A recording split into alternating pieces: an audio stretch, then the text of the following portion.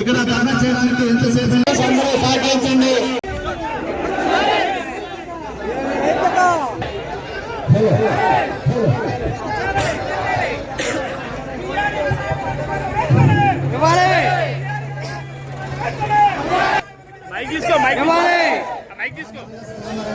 ఎం Balakasi AP VRA JAC రాష్ట్ర working president. Andhra Pradesh రాష్ట్రంలో సుమారుగా 20,000 మంది గ్రామ రెవెన్యూ సహాయకులు గ్రామీణ స్థాయిలో ఉన్నటువంటి రెవెన్యూ వ్యవస్థలో పనిచేస్తూ ఉన్నారు. వీళ్ళకి సంబంధించి ఈ కూటమి ప్రభుత్వం వచ్చిన తర్వాత ఈ సంవత్సరాల కాలంలో అనేక సార్లు మేము వినతి పత్రాలు ఇవ్వటం జరిగింది. వీరికి కేవలం 10,500 రూపాయల వేతనం మాత్రమే ఇస్తూ ఉన్నారు. అయ్యా, 10,500 రూపాయల వేతనంతో ఏ రకంగా బ్రతకాలి? గత ప్రభుత్వంలో కూడా వేతనాలు పెరగలేదు. కాబట్టి గ్రామీణ వ్యవస్థలో పనిచేస్తున్నటువంటి వీళ్ళ న్యాయమైనటువంటి డిమాండ్స్ పరిష్కరించాలని చెప్పేసి కూటమి ప్రభుత్వం పెట్టిన ప్రతి గ్రీవెన్స్ లో మేము కలిసాం. తెలుగుదేశం పార్టీ ఆఫీసులో వినతి పత్రాలు ఇచ్చాం, లోకేష్ గారికి ఇచ్చాం, రెవెన్యూ మంత్రి గారికి అయితే సుమారుగా 10 సార్లు ఇచ్చాం. ఏ ఒక్కరోజు కూడా మా న్యాయమైనటువంటి సమస్యల పరిష్కారానికి ప్రభుత్వం వైపు సానుకూలమైన స్పందన రాకపోవటం వల్ల అనివార్యంగా ఈ రోజు ఈ ధర్నా కార్యక్రమం నిర్వహిస్తా ఉన్నాం.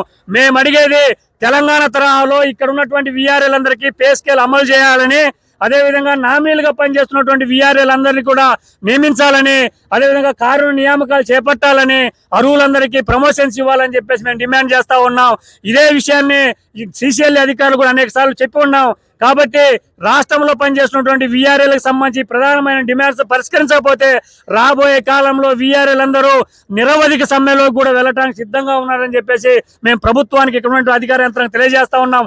తక్షణం వీఆర్ఏల సమస్యలు పరిష్కరించాలని చెప్పేసి మేము డిమాండ్ చేస్తా ఉన్నాం. ఎన్ పెద్దన్న, AP VRA JAC chairman, Vijayawada. ఈరోజు రాష్ట్ర వ్యాప్తంగా గ్రామ రెవెన్యూ శాఖలు ఎదుర్కొన్నటువంటి సమస్యలపైన మంగళగిరి సిసిఎల్ఏ కార్యాలయం దగ్గరగా పెద్ద ఎత్తున రావడం జరిగింది. ఈరోజు విఆర్ఏలు గ్రౌండ్ లెవెల్లో గ్రామీణ ప్రాంతాల్లో అనేక విధులు ఈరోజు టైం అంటూ లేనటువంటి విధులు నిర్వహిస్తున్నారు. ఈరోజు ప్రత్యేకమైనటువంటి అలవెన్సులు కానీ, ప్రత్యేకమైనటువంటి వేతనాలు కానీ ప్రత్యేకంగా లేనటువంటి సందర్భాల్లో కూడా ఆ వచ్చే 10,500 రూపాయలతోనే జీవనం సాగిస్తున్నారు. ప్రభుత్వం ఏర్పడి 2 సంవత్సరాలు, గత ప్రభుత్వం 5 సంవత్సరాలు, మొత్తం 8 సంవత్సరాలు అయితే వస్తుంది. వీఆర్ఏలకు ప్రభుత్వం ఏవి కూడా సమస్య పరిష్కారం కాలేదు.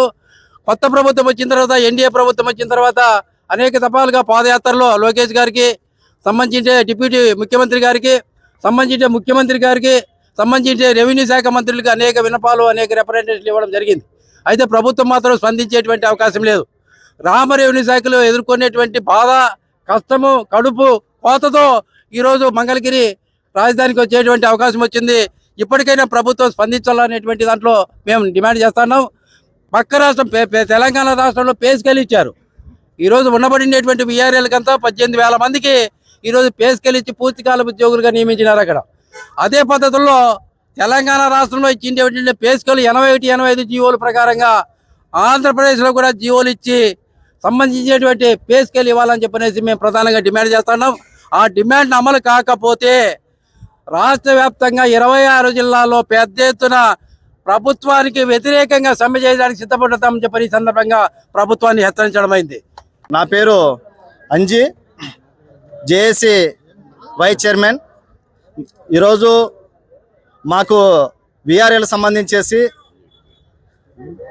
మళ్ళీ టీడీపీ ప్రభుత్వం 2014లో వచ్చినప్పుడు మళ్ళీ టీఏడిఏలు పెంచడం జరిగింది. అప్పుడు 300 డిఏ పెంచడం జరిగింది. అయితే నేటికి అంటే జగన్ గారు ప్రభుత్వం వచ్చిన తర్వాత మాకు డిఏ 500 మాత్రమే పెరిగింది. తర్వాత నారా లోకేష్ గారు పాదయాత్ర సందర్భంగా మళ్ళీ నారా లోకేష్ గారు ఒక మాట చెప్పారు. పాదయాత్ర సందర్భంగా కర్నూలుకి వచ్చినటువంటి సందర్భంగా వీఆర్ఏలతో ముఖాముఖి కార్యక్రమం ఏర్పాటు చేయడం జరిగింది.